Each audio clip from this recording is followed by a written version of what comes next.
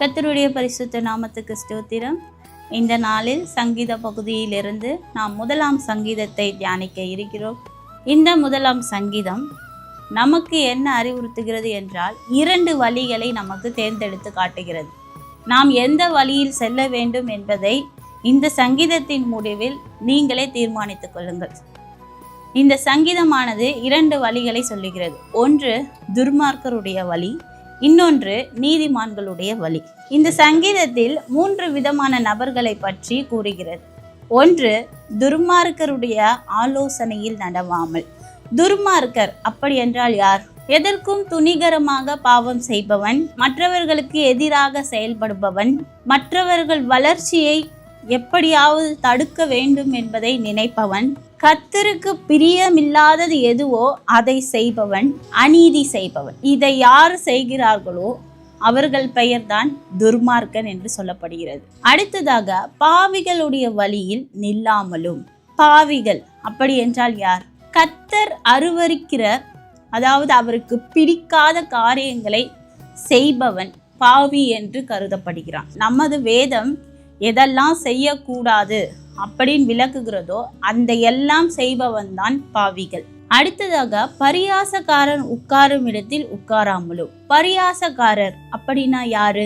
தேவனை மதிக்காமல், அதாவது சில பேர் இயேசு கிறிஸ்துவை மதிக்க மாட்டாங்க, கர்த்தரை மதிக்க மாட்டாங்க, பரிசுத்த ஆவியானவரை மதிக்க மாட்டாங்க, எல்லாம் ஒன்று தான், எல்லா கடவுளும் ஒரே கடவுள் தான், இப்படின்னு ஒரு கடவுளை மதிக்காது இருக்கிறவங்க தான் பரியாசக்காரர். அது மட்டும் இல்லாமல் கடவுளை பற்றி தூஷணம் பேசுகிறவர்கள், அவர் என்ன செஞ்சிட்டாரு, என்ன பண்ணிட்டாரு அப்படின்ட்டு ஒரு குறையாவே பேசுகிறவர்கள் தான் பரியாசக்காரர். ஸோ இதுலேருந்து இந்த 3 பேர்லேருந்து என்ன சொல்ல வருகிறது? அதாவது துணிகரமான பாவம் செய்கிறவர்கள் தான் துர்மார்க்கர். அந்த துர்மார்க்கருடைய ஆலோசனையின்படி நாம் நடக்கக்கூடாது என்றும், பாவிகள் ஆகிய, அதாவது வேதம் சொல்லுகிற வார்த்தைகளின்படி நடக்காதவன், அது செய்யக்கூடாது என்று எதை சொல்லுகிறதோ அதை தொடர்ந்து செய்பவன் பாவி. அந்த பாவியினுடைய வழியில கூட நாம நிற்க கூடாதான். ஏன்னா அவன் போற வழி எல்லாமே என்னவா இருக்கும்? பாவமா தான் இருக்கும். அந்த வழியில கூட நாம நிற்க கூடாது. 3வது, பரியாசக்காரன். பரியாசக்காரன் கடவுளை மதிக்காதவன். மதிக்காதவனோட போய் நாமும் உட்கார்ந்தா என்ன ஆகும்? கடவுளுடைய நாமத்தை நாமனும் தூஷிக்கிற நிலைமைக்கு தான் போய் சேருவோம். ஆதலால் இந்த 3 நபர்களோடையும் நாம சேரக்கூடாது என்பதை இந்த முதலாம் சங்கீதம் முதலாம் வசனத்திலே தெளிவாக அழகாக ஒரு கிறிஸ்தவர்கள் எப்படி இருக்க வேண்டும் என்பதை நமக்கு அழகாக கூறியுள்ளது. அல்லேலூயா. அடுத்ததாக, கிறிஸ்தவர்கள் எப்படிலாம் இருக்கணும் அதை அழகா சொல்லியிருக்கு. இந்த 2ஆம் வசனத்தை பாருங்க. கர்த்தருடைய வேதத்தில் பிரியமாயிருந்து, அவருடைய வேதத்துல பிரியமாயிருந்து. நார்மலாக நம்ம என்ன பண்ணுவோம்? காலையில் எந்திரிப்போம், ப்ரேயர் பண்ணுவோம், பைபிளை எடுத்து டக் டக்குன்னு வாசிச்சுட்டு கிளம்பி போயிடுவோம். ஆனால் அந்த பிரியம் என்பது என்னன்னா, நமக்கு ஒருத்தரை ரொம்ப பிடிச்சிருக்கு அப்படின்னா அவர்களை பற்றி இன்னும் நாம் ஆராய்ந்து கொண்டே இருப்போம். எங்கே உட்கார்ந்தா அவர்களுக்கு பிடிக்கும், எந்த இடத்துக்கு போனால் அவர்களுக்கு பிடிக்கும், என்ன சாப்பிட்டா அவர்களுக்கு பிடிக்கும், எப்படி பேசினா அவர்களுக்கு பிடிக்கும் என்பதை நாம் அந்த நபரை பற்றி அதிகமாய் ஆராய்வோம். அப்பொழுது தான் அவர்களுடைய அட்டென்ஷனை நம்ம மேக் பண்ணி அவங்க மூலயமா நம்மளுடைய பிரியத்தை அவர்களிடத்துல சொல்ல முடியும். அது போல தான் இந்த வேதாகமத்தில் நம்மளுடைய பிரியம் எப்படி இருக்கணும்னா, அந்த வேதாகமத்தை இரவும் பகலும் அவருடைய வேதத்தில் தியானமாயிருக்கிற மனுஷன் பாக்கியவான். இரவும் பகலும் அவருடைய வேதத்தில் ஒவ்வொரு வார்த்தைகளை நம்ம படிக்கும் பொழுது அதை தியானமாய் படிக்கணும். அதை தியானமாய் படிக்கும் பொழுது தான் அது உள்ள அர்த்தங்கள் நமக்கு புரியும். கடவுள் நம்மளுடைய இடத்துல பேசணும் அப்படின்னு நினைச்சாலும் அந்த வார்த்தையின் மூலயமா தான் பேச முடியும். நம்மளை தேற்றணும்னு நினைச்சாலும் அந்த வார்த்தையின் மூலயமாய் தேற்ற முடியும். நம்மளை எச்சரிக்கணும்னு நினைச்சாலும் அந்த வார்த்தையின் மூலயமா தான் எச்சரிக்க முடியும். அப்போ கிறிஸ்தவர்களாகிய நாம் என்ன செய்ய வேண்டும்? கர்த்தருடைய வேதத்தில் பிரியமாயிருந்து இரவும் பகலும் அவருடைய வேதத்தில் தியானமாய் இருக்க வேண்டும். அப்படிப்பட்டவர்கள் தான் யாராம்? பாக்கியவான்கள் என்று சொல்லப்பட்டிருக்கிறது. பாக்கியவான்கள் அப்படின்னா என்ன? நம்ம சொல்லுவோம்ல, ரொம்ப லக்கி பர்சன் சொல்லுவோம் இல்லையா? அதுதான் இந்த பாக்கியவான். கர்த்தருடைய சமூகத்துல நாம இப்பேற்பட்ட வேதத்தில் பிரியமானவர்களா இருக்கும்போது ஃபுட் லவ்வர்ஸ் அந்த மாதிரி ஒரு விதமான வார்த்தைகள் இருக்கு. அது போல நாம வேதாகமத்தின் லவ்வர்ஸ், அதாவது பைபிள் லவ்வர்ஸ்ன்னு சொல்லணும். நம்மள அப்படி சொன்னா நம்ம யாரா இருப்போம்? பாக்கியவான்களா இருப்போம், பேரு பெற்றவர்களா இருப்போம். ஹல்லேலூயா. இப்படி செய்கிறவர்கள் எப்படி இருப்பாங்கன்னா, நீர்க்கால்களின் ஓரமாய் நடப்பட்ட மரத்தை போல இருப்பார்கள். நீர்க்கால்களின் ஓரமாய் நீங்க பார்த்தீங்கன்னா வயல்வெளிகளிலெல்லாம் அந்த ஒரு கால்வாய் மாதிரி கட்டப்பட்டிருக்கும். அதுக்கு சைட்ல எவ்வளவு மரங்கள் நட்டு வச்சிருக்காங்களோ அந்த மரங்கள் பட்டு போகவே போகாது. அதோட கனியை அந்தந்த டைமுக்கு ஏத்தா போல கொடுத்துரும். அது போல தேவனுடைய வேதத்துல பிரியமா இருக்கிற மனுஷன், அவன் என்ன வேலையெல்லாம் தொடங்குறானோ, அவன் என்ன கனி கொடுக்கணுமோ, அவனுக்குள்ள டேலண்ட் என்னவோ அதை அழகா வெளியே கொண்டு வரும்.